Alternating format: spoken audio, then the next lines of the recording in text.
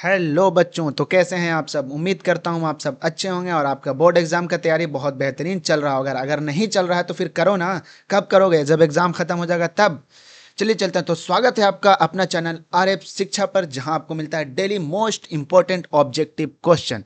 तो आप सभी को पता होगा बच्चों कि हम लोग एसएसटी का महा निचोड़ कर रहे हैं, जो कि पूरे ऑल चैप्टर का मैं मोस्ट इंपॉर्टेंट ऑब्जेक्टिव क्वेश्चन आप लोग को आप लोग के लिए लेकर के आ रहा हूं, जिसमें मैंने पार्ट 1 कर चुका हूं। 40 क्वेश्चन लेकर के आया हूं महानिचोड़, और आज फिर मैं पार्ट 2 में 40 क्वेश्चन महानिचोड़ लाया हूं, क्योंकि बहुत ज़्यादा इंपॉर्टेंट होने वाला है, बहुत ज़्यादा इंपॉर्टेंट होना है।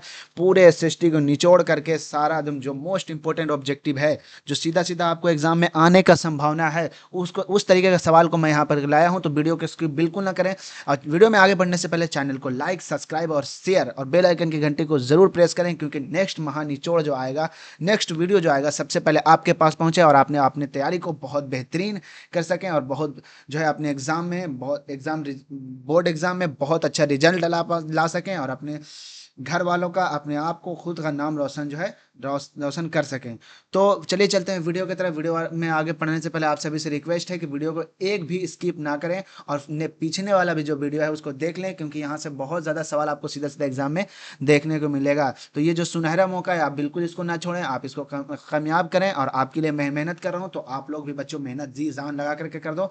अब वक्त बहुत कम बचा है, अगर अभी नहीं मेहनत करोगे तो फिर कब करोगे? आप खुद से सोचो कि अगर रिजल्ट खराब आ जाएगा तो फिर से दोबारा देना पड़ेगा, और कितना खराब बात है, कितना शर्म की बात है कि आप लोग जो पीछे हो जाओगे, एक साल अपने क्लासमेट से पीछे हो जाओगे। तो बच्चों प्लीज़ ऐसा मत करो, आप लोग मेहनत करो कि मिल ही जाएगी मंजिल। भटकते भटकते गुमराह तो वो लोग हैं जो घर से निकले ही नहीं। तो ये बात आप पे सूट नहीं करता है बच्चों। आप घर से निकलो। घर से निकलने का मतलब ये नहीं बोल रहा हूँ कि एकदम निकल जाओ, तैयारी करो बच्चों, घर से निकलो, अपने स्टडी की तरफ फोकस करो। तो चलिए चलते हैं वीडियो की तरफ। वीडियो में फर्स्ट सवाल हमारा कह रहा है बच्चों, देखो बहुत ज़्यादा इंपॉर्टेंट होने वाला है, तो वीडियो को इसकी प्लीज़ बिल्कुल ना करें। बहुत ज़्यादा इंपॉर्टेंट सवाल है, एसएसटी का मैं लेकर के आया हूँ। कह रहा है कि निम्नलिखित में कौन क्षेत्रीय पार्टी है? क्षेत्रीय पार्टी बच्चों बोला, यानी उस क्षेत्र का पार्टी, सिर्फ क्षेत्रीय पार्टी, यानी उसी क्षेत्र में उसका दबदबा होगा। तो ये हमारा ऑप्शन नंबर हो जाएगा झारखंड मुक्ति मोर्चा पार्टी जो है बच्चों, वो सिर्फ और सिर्फ क्षेत्रीय पार्टी है। इसको सिर्फ दबदबा जो है, इसका प्रचार प्रसार जो है वो सिर्फ झारखंडी में है, इसको झारखंड वाले ही सिर्फ जानते हैं। तो ये क्षेत्रीय पार्टी हो जाएगा। Very good. चलिए चलते हैं नेक्स्ट सवाल की तरफ। नेक्स्ट सवाल हमारा कह रहा है कि बंगला किस राजनीतिक दल का चुनाव चिन्ह है? ये जो बंगला जो है वो किस राजनीतिक दल का चुनाव चिन्ह है? तो ये हमारा ऑप्शन नंबर हो जाएगा बच्चों बी ऑप्शन नंबर हो जाएगा। राष्ट्रीय जनता दल, आरजेडी जिसको बोलते हैं, राष्ट्रीय जनता दल बंगला राजनीतिक चुनाव चिन्ह है। किसका बच्चों? तो राष्ट्रीय जनता दल का। Very good. बहुत ज़्यादा इंपॉर्टेंट सवाल है बच्चों, वीडियो को स्किप बिल्कुल ना करें, और वीडियो को ध्यान बिल्कुल से देखें, बिल्कुल ध्यान से देखें। एक बार में समझ में नहीं आया तो दोबारा, तेबारा, 4 बार, 5 बार देखते रहो बच्चों। क्योंकि जिस तरीके से आप खाना खाते हैं, एक बार में पेट नहीं भरता है, तो आप दोबारा खाते हैं, तिबारा खाते हैं, चौबारा खाते हैं। उसी तरीके से बच्चों, जिस तरीके से आप पेट भरने के लिए मेहनत करते हैं, उसी तरीके से अपने दिमाग में हटाओ और अच्छा रिजल्ट लाने के लिए मेहनत करो। मुझे पूरा यकीनन भरोसा है कि आप आर शिक्षा के साथ जुड़कर अपनी तैयारी को बहुत ही मजबूत और बहुत ही अच्छा रिजल्ट आप ला पाओगे। अगला सवाल करा कि नर्मदा घाटी परियोजना किन राज्यों से संबंधित है? नर्मदा घाटी जो परियोजना है बच्चों, वो किन राज्यों से होकर गुजरती है, किन राज्यों की तरफ बहती है? तो ऑप्शन नंबर हमारा डी करेक्ट हो जाएगा, गुजरात, महाराष्ट्र और मध्य प्रदेश। गुजरात, महाराष्ट्र और मध्य प्रदेश। बहुत ज़्यादा इंपॉर्टेंट सवाल था। अगला सवाल कर रहा है कि निम्नलिखित में कौन भारतीय किसान यूनियन का प्रमुख नेता है? भारतीय किसान यूनियन का प्रमुख नेता, प्रमुख लीडर कौन है बच्चों? किसान यूनियन का लीडर कौन है? तो महेंद्र सिंह टिकैत। टिकैत नाम है बच्चों, इसीलिए ये किसान आंदोलन में टिक गया है। ट्रिक बता दिए, आप लोग ध्यान में रखिएगा। अगला सवाल कह रहा है कि जिला परिषद का कार्यकाल कितने साल का होता है? यानी जिला परिषद का कार्यकाल का वैलिडिटी कितने दिनों का रहता है? वो कितने सालों तक वो अपने जो जीत करके आता है, तो वो अपने पद पद पर कितने सालों तक रहता है, कितने सालों तक वो जिले परिषद के कार्य को संभालता है? तो ऑप्शन नंबर हमारा बी करेक्ट हो जाएगा, 5 साल। मुखिया का भी कार्यकाल 5 साल का होता है, वार्ड सदस्य का भी कार्यकाल 5 साल होता है, सरपंच का भी कार्यकाल 5 साल का होता है। इस बात का ध्यान रखिएगा। अगला सवाल कह रहा है कि पंचायती राज प्रणाली की शुरुआत, पंचायती राज प्रणाली हुआ, इस शुरुआत सबसे पहले किस स्टेट में हुआ, किस राज्य में हुआ? तो ऑप्शन नंबर हमारा बी करेक्ट हो जाएगा, राजस्थान में। और ये कब हुआ था बच्चों? तो 1959 ईस्वी में। राजस्थान का एक डिस्ट्रिक्ट है जिसका नाम है नागौर। अगर ज़्यादा एग्जामिनर को चुल होगा, अगर ज़्यादा वो आपको घुमाने का कोशिश करेगा, तो ज़्यादा से पूछ देगा कि राजस्थान के किस डिस्ट्रिक्ट में, तो आप लोग मारिएगा नागौर मार के आइएगा। और अगर डेट पूछ देगा तो 1959 ईस्वी में। आप लोग आरएफ शिक्षा के स्टूडेंट है, तो आपका एक सवाल भी नहीं छूटेगा। छूटेगा, मैं ये यकीनन भरोसा दिलाता हूँ। तो वीडियो को स्किप बिल्कुल ना करें, वीडियो में बने ही रहें और लास्ट तक वीडियो को देखें। अगला सवाल क्या आ रहा है बच्चों, अगला सवाल देखें यहाँ पे। अगला सवाल कह रहा है कि ग्राम पंचायत का प्रधान कौन होता है। ग्राम पंचायत का प्रधान जो मेन आदमी होता है वो कौन होता है, ग्राम पंचायत का प्रधान जो होता है बच्चों मुखिया होता है। कौन होता है बच्चों, मुखिया होता है। वेरी गुड, चलिए चलते हैं नेक्स्ट सवाल की तरफ। नेक्स्ट सवाल हमारा कह रहा है कि राज्यपाल की नियुक्ति कौन करता है। राज्यपाल का नियुक्ति पत्र जो होता है नियुक्त करता है वो चुनता कौन है, ये पूछ रहा है। राज्यपाल को कौन चुनता है, तो ये हमारा ऑप्शन नंबर ए करेक्ट हो जाएगा, राष्ट्रपति हो जाएगा। कौन हो जाएगा बच्चों, राष्ट्रपति। वेरी गुड, अगला सवाल देखिए। अगला सवाल कह रहा है कि आंग सान सू की संबंध किस देश से है। आंग सान सू का संबंध किस देश से है बच्चों, तो म्यांमार से है। मैं भारत के साथ साथ अदर एक अभी लाया हूँ सवाल, ताकि एक आध सवाल अगर बाहर से भी पूछे तो आर्य शिक्षा के स्टूडेंट एक नंबर से भी ना चुके, पूरा में फुल मार्क्स जो है अचीव कर पाए, हासिल कर पाए। वेरी गुड, चलिए चलते हैं नेक्स्ट सवाल की तरफ। भारतीय राष्ट्रीय कांग्रेस, इंडियन नेशनल कांग्रेस की स्थापना कब हुआ, यानी शुरुआत कब हुआ, स्थापना कब हुआ, उसका नींव कब रखा गया, तो 1885 ईस्वी में। क्या बच्चों, 1885 ईस्वी में। बहुत ज़्यादा इंपॉर्टेंट सवाल। अगला सवाल देखिए, अगला सवाल देखिए बच्चों। अगला सवाल, बोल्विया में जन संघर्ष का मुख्य कारण क्या था। बोल्विया में जो लोग हैं बहुत ज़्यादा संघर्ष कर रहे थे, बहुत ज़्यादा परेशानियों का सामना कर रहे थे, उसका मुख्य कारण क्या है बच्चों, उसका सिर्फ और सिर्फ वन कारण, पानी की कीमत में वृद्धि। पानी का कीमत जो है 4 गुना बढ़ा दिया गया था, जिसमें गरीब आदमी जो है नहीं खरीद पा रहा था और बहुत ज़्यादा संघर्ष कर रहा था। अगला सवाल कह रहा है कि निम्न में किस पत्र ने रातों रात वर्नाक्यूलर प्रेस एक्ट से बचने के लिए अपनी भाषा बदल दी थी। एक पत्र था, एक पत्रकार था जिसने वर्नाक्यूलर एक्ट से बचने के लिए रातों रात अपनी लैंग्वेज को बदल दिया था बच्चों। वो हमारा था ऑप्शन नंबर बी, अमृत बाजार पत्रिका। अमृत बाजार पत्रिका ऑप्शन नंबर बी, जो कि पहले जो है ये बांग्ला भाषा में करता था, उसके बाद जो है वर्नाक्यूलर एक्ट के प्रेशर से ये अपनी भाषा को, इससे बचने के लिए अपने भाषा को इंग्लिश में कर लिया था। तो आप लोग जो है मम्मी पापा से बचने के लिए झूठा पढ़ाई का दिखावा बिल्कुल नहीं करना बच्चों, ये मैं आप लोगों से रिक्वेस्ट करता हूँ। क्योंकि अगर आप दिखावा कर लेंगे, अगर रिजल्ट बेकार आ जाएगा तो आप फिर लोग के सामने क्या मुंह दिखाएंगे, आप अपने खुद को कैसे प्रेजेंट करेंगे बच्चों। आपका रिजल्ट आपको बताएगा कि आप कितने मेहनत किए और आप में कितना पावर है। तो आप जान झोंक दो और दिखा दो अपने पावर को। मैं बार बार कह रहा हूँ कि आप अपने पावर को दिखा दो और मेहनत को आप दिखा दो। अगला सवाल कह रहा है कि विश्व में सर्वप्रथम मुद्रा की शुरुआत, विश्व में सर्वप्रथम करेंसी की शुरुआत यानी पैसे की शुरुआत कहाँ हुई थी, तो ऑप्शन नंबर हमारा एक करेक्ट हो जाएगा। विश्व में सबसे पहले पैसे की शुरुआत चीन में हुआ था। वेरी गुड, चलिए चलते हैं नेक्स्ट सवाल की तरफ। नेक्स्ट सवाल हमारा कह रहा है, नेक्स्ट सवाल कह रहा है निम्न में से किस सम्मेलन में जर्मनी की क्षतिपूर्ति राशि को कम कर दिया गया था। या कौन सा सम्मेलन था जिसमें जर्मनी की क्षतिपूर्ति राशि जो था उसको कम कर दिया गया था, तो ऑप्शन नंबर हमारा डी करेक्ट हो गया, लेसने सम्मेलन। डी करेक्ट हो जाएगा। वेरी गुड, चलिए चलते हैं नेक्स्ट सवाल की तरफ। नेक्स्ट सवाल हमारा कह रहा है कि अमेरिका में न्यू डील किसने लागू की। अमेरिका में न्यू डील जो किसने लागू की, तो Franklin D Roosevelt, Franklin Roosevelt. Option number B correct हो जाएगा। वेरी गुड, चलिए चलते हैं नेक्स्ट सवाल की तरफ। जॉन के ने किस मशीन का आविष्कार किया था। जॉन के जो था वो किस मशीन का आविष्कार किया था, तो ऑप्शन नंबर सी हो जाएगा, फ्लाइंग शटल का आविष्कार किया था। वेरी गुड, चलिए चलते हैं नेक्स्ट सवाल की तरफ। नेक्स्ट सवाल हमारा कह रहा है कि वर्नाक्यूलर प्रेस एक्ट को किसने रद्द किया, किसने खत्म कर दिया, किसने बर्बाद कर दिया, तो ऑप्शन नंबर हमारा हो जाएगा Lord Ripon. Option number B correct हो जाएगा। वेरी गुड, चलिए चलते हैं नेक्स्ट सवाल की तरफ। नेक्स्ट सवाल हमारा कह रहा है रूस में अल्पमत वाला दल क्या कहलाता है। रूस में अल्पमत वाला दल मेन सेविक कहलाता है। क्या कहलाता है बच्चों, मेन सेविक कहलाता है। वेरी गुड, बहुत ज़्यादा इंपॉर्टेंट सवाल है बच्चों। अगला सवाल क्या है कि बाओ दाई की सरकार कहाँ थी। बाओ दाई की सरकार, बहुत नए नए सवाल आप करके लेकर के आया हूँ कि आपका एक मार्क्स भी जो है एग्जाम में कटना नहीं चाहिए।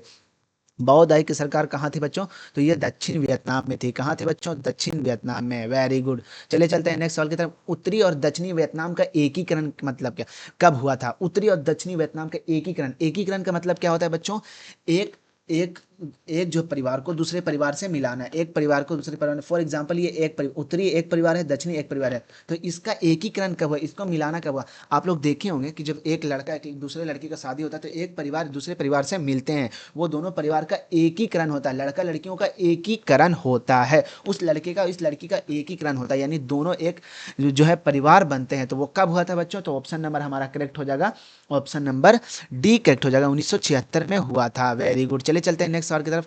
निम्नलिखित में किसके योगदान से इटली का एकीकरण हुआ। देखिए बच्चों, एक बात और बता दूं, मैंने आपको बताया इटली का एकीकरण का मतलब होता है मिलाफ, जुड़ाव। एकीकरण का मतलब होता है, लेकिन ये जो मिलाफ होता है, ये जुड़ाव होता है, जब रिश्ता लगाया जाता है तो उसमें एक मेन आदमी होता है जो इस परिवार के खूबी के बारे में, इस परिवार के अहमियत को उस परिवार को बताता है, उस परिवार के अहमियत को इस परिवार के बताता है कि लड़का ये करता है, लड़का इंजीनियर है, लड़का बिहार बोर्ड का टॉपर है, फलना लड़की जो है बिहार बोर्ड में इतना मार्क्स लाई है, फलना, ये चर्चा होता है। ये जो है वो आदमी एक दूसरे के परिवार को बताता है और दूसरे को, एक दूसरे के परिवार को जोड़ता है, रिश्ता लगाता है, जिसको हम लोग अपने भाषा में अगुआ बोलते हैं। आप लोग क्या बोलते हैं कमेंट में ज़रूर बताइएगा। तो इटली के एकीकरण में एक योगदान था उसका, किसका योगदान था? मेजनी का भी योगदान था, काउंट काबूर का भी योगदान था, विक्टर एमिनुल एल का भी ये था और योगदान था। तो ऑल ऑफ दिस करेक्ट हो जाएगा। ऑल ऑफ दिस यानी इनमें से सभी करेक्ट हो जाएगा।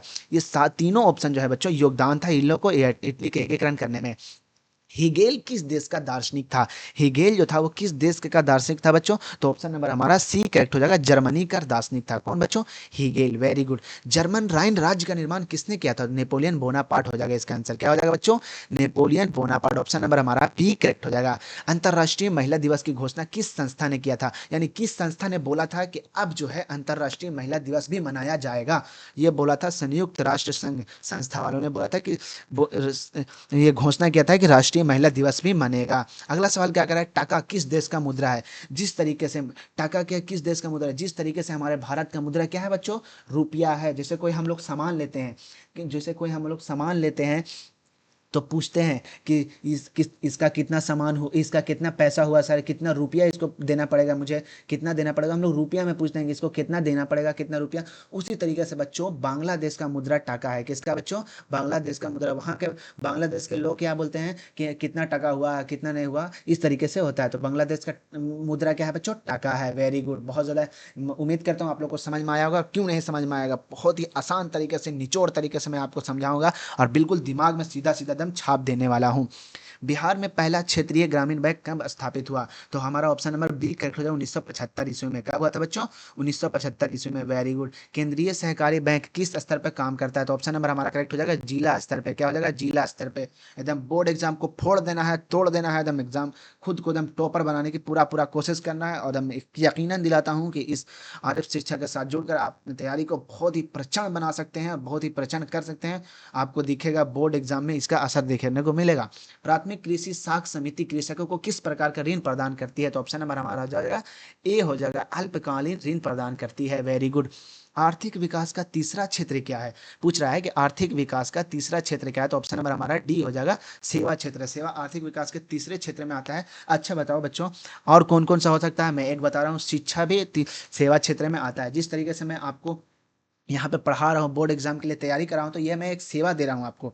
मैं आपको एक सेवा दे रहा हूँ, तो ये हो जाएगा कि एक सर्विस दे रहा हूँ, मैं आपको एक सेवा दे रहा हूँ। तो आप अगर सब्सक्राइब कर दीजिएगा तो आपका भी योगदान, हमारे इस सेवा देने में आपका भी योगदान हो जाएगा। तो प्लीज़ बच्चों चैनल को सब्सक्राइब शेयर लाइक जरूर दबा दें, जरूर शेयर कर दें, क्योंकि मैं भी मोटिवेट हो सकूँ आप, और मैं और अच्छे से आपके लिए और ही बहुत बेहतरीन तरीके से मेहनत करूँ और आपको जो है बोर्ड एग्जाम में टॉपर बनाने में आपके सपने को साकार कर सकूँ। सरकार द्वारा लाए गए अनावश्यक नियंत्रणों को प्रतिबंध को हटाने के लिए क्या कहलाता है? सरकार द्वारा अनावश्यक नियंत्रण लाया था बच्चों। पता है कि कभी बोल देते हैं कि अरावली पहाड़ी को काट देंगे, तो कभी बोला जाता है कि यूजीसी नया आ जाता है, फिर कभी बुलडोजर चलने लगता है, कभी इस तरीके बहुत ज़रा सरकार का आलतू फालतू कानून आते रहते हैं। तो उस पे उसको हटाने का, हटाना क्या कहलाता है बच्चों? उदारीकरण कहलाता है। क्या बच्चों?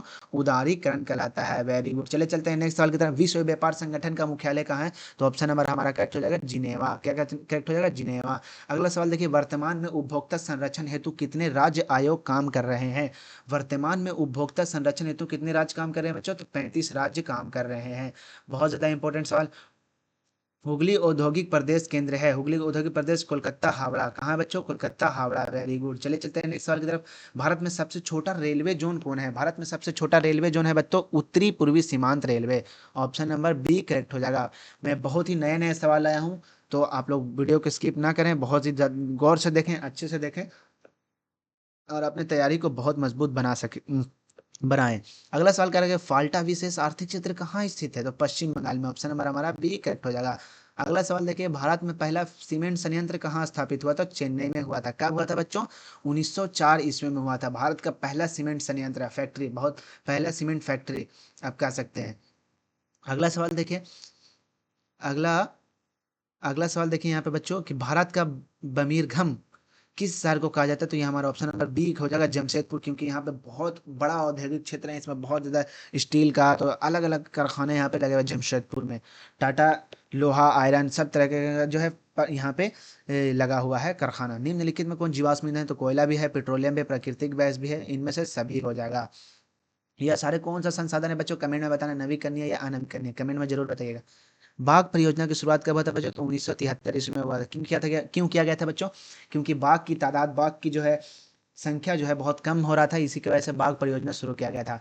काजीरंगा राष्ट्रीय उद्यान कहाँ स्थित है? तो ये असम में है। और काजीरंगा राष्ट्रीय उद्यान बच्चों बहुत ज्यादा इंपॉर्टेंट सवाल है, किस के लिए प्रसिद्ध है? तो एक सिंग वाला गेंडा के लिए प्रसिद्ध है। आप लोग, तो उम्मीद करता हूँ ये 40 मैंने पूरा महानिचोड़ क्वेश्चन किया, बहुत ज़्यादा इंपॉर्टेंट सवाल किया, तो उम्मीद करता हूँ आप लोग को समझ में आया होगा। और आप वीडियो को लाइक सब्सक्राइब, चैनल को सब्सक्राइब जरूर कर दें। और ज़्यादा से ज़्यादा वीडियो को शेयर करिए। और कमेंट में जरूर बताएं कि नेक्स्ट महानिचोड़ किस वीडियो पे चाहिए। आप लोग के लिए मैं ये सब्जेक्टिव क्वेश्चन मिला है, तो सब्जेक्टिव क्वेश्चन को भी आप लोग ध्यान से देखिए बच्चों। ये सारे क्वेश्चन स्क्रीनशॉट ले लो आप लोग, और लिखने घर पे लिखने का ईमानदारी से घर पे लिख करके प्रैक्टिस करो। ये सारे सवाल है बच्चों, देख लो। ये सब स्क्रीनशॉट ले लो बच्चों, जल्दी जल्दी स्क्रीनशॉट ले लो आप लोग, जल्दी जल्दी स्क्रीनशॉट ले लो।